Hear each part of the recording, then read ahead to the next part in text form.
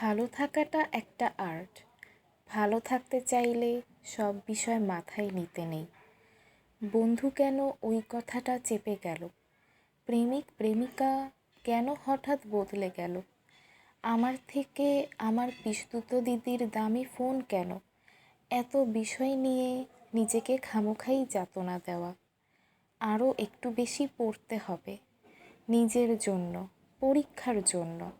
আরও দুটো বেশি ভাষা শিখতে হবে। রবীন্দ্রনাথের আরও কিছু গানের কথা যদি মুখস্থ করা যায়, কিংবা বিদেশি কিছু গান। আরও কিছুটা সময় রং তুলি নিয়ে বসতে হবে। একলা ঘরে নিজের মনেই আরও একটু নাচতে হবে। আশেপাশে দু একটা গাছ যদি লাগানো যেত, আরও একটু বেশি মন দিয়ে কাজ করতে হবে। নিজের অর্থে ঘুরতে হবে আমার দেশটা।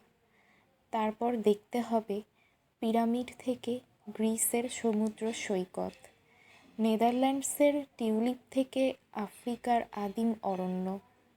এই কদিনের জীবনে করতে হবে।